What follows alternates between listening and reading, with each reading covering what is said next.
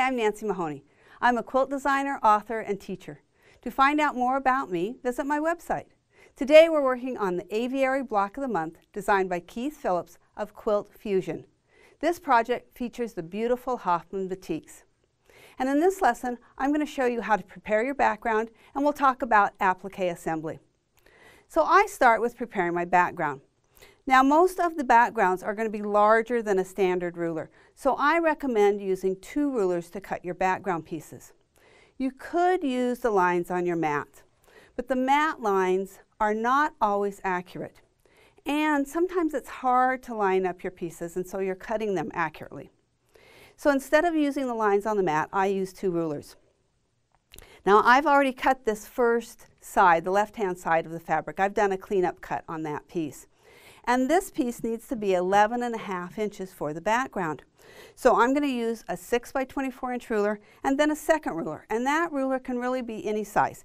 In this case, we have one that's an 8 by 14, but it could be a square, a 6.5 square as well.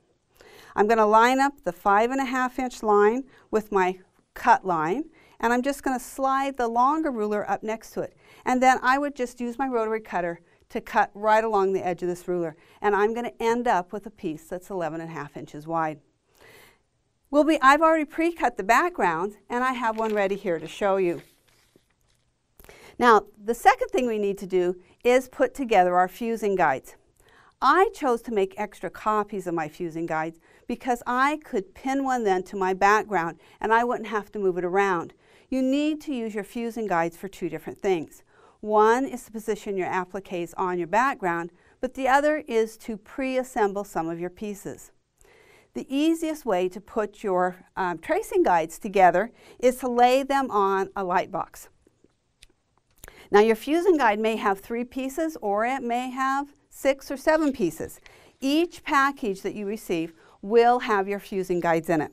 And the easiest way to do it is just find, this is page 2 and page 3, and I can see that this little piece down here, H6, once I place that on the light table, I can line up those pieces and get everything positioned correctly, and then I just use a few pieces of Scotch tape and just tape that fusing guide together.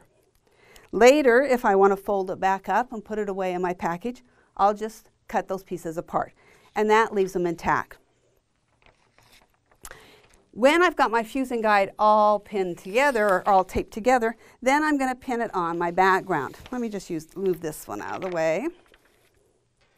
So once I'm pinning it on my background, the first thing I want to do is mark my fusing guide so I know where to place my fabric or my background piece on that fusing guide. A lot of the fusing guides have a line all the way around them, and that's actually the finished size of the block. So you're going to want to use that as your guide and place your ruler so that it's a 1/4 inch beyond. Place the 1/4 inch line on your ruler on that solid line, and then I just use a pencil and I just draw a line. And that lets me know that I need to align the edge of my fabric excuse me, with that line so that I'm allowing a 1/4 inch all the way around. Then I just take some straight pins and pin my fusing guide to my background.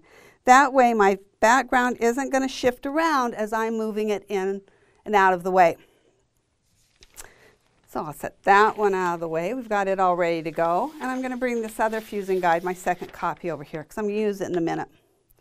Now, when you open your package, you'll receive a package of pre-cut, pre-fused pieces.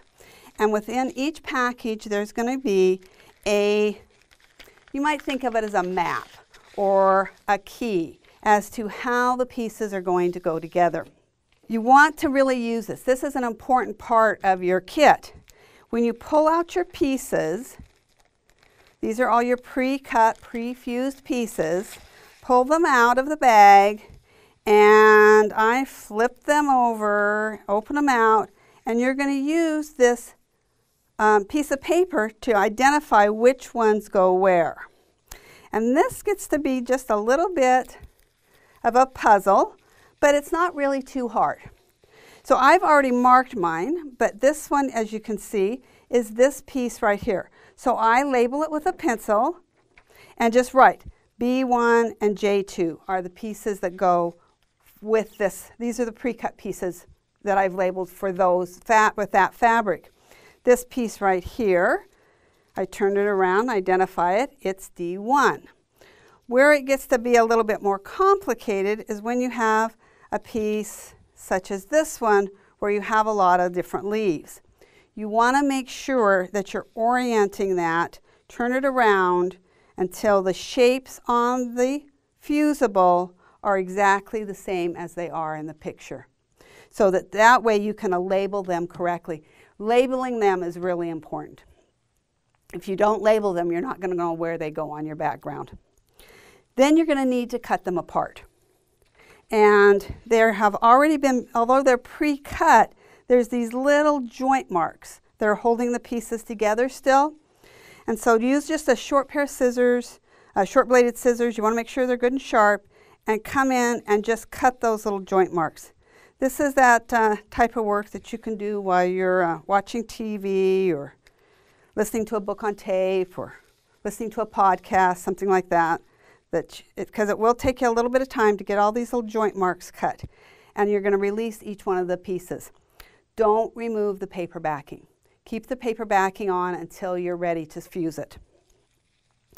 So I get mine all labeled and then I get them all cut out. And I'm just going to set these aside since I've already done that. I've pre-cut some pieces.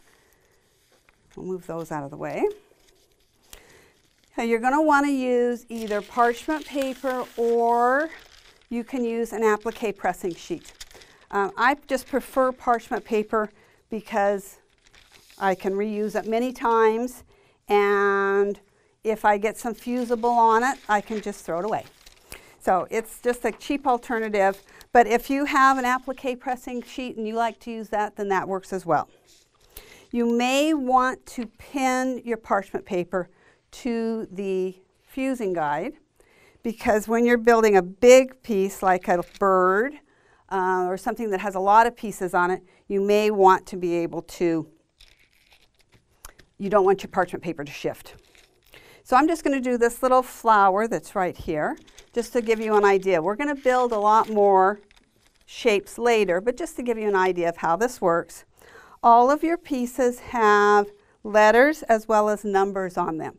And so you want to get those all organized. And as you're cutting them apart out of the bigger pieces, organize them as you go, so that you're putting all the A pieces together and all the B pieces together and the C pieces and so on.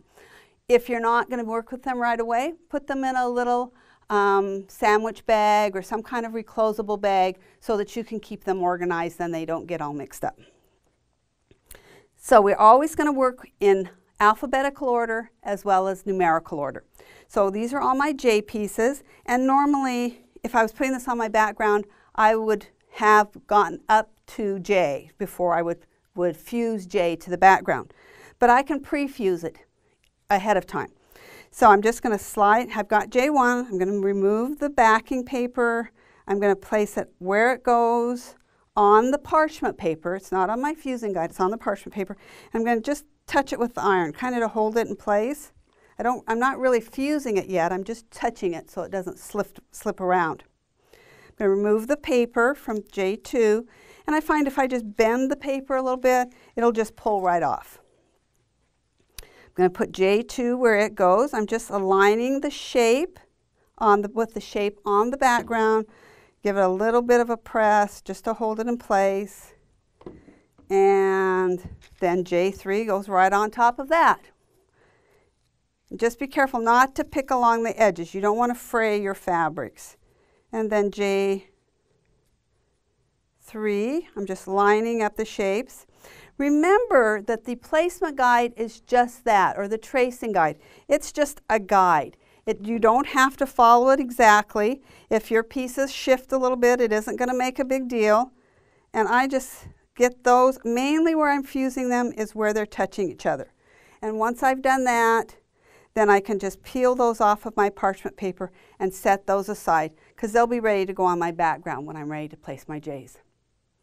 So the next lesson we're going to be working on is block 1, and I hope you'll join me then. This episode of Aviary Block of the Month has been brought to you by Hoffman Fabrics, made to inspire since 1924. And Quilt Fusion, design, create, and collaborate.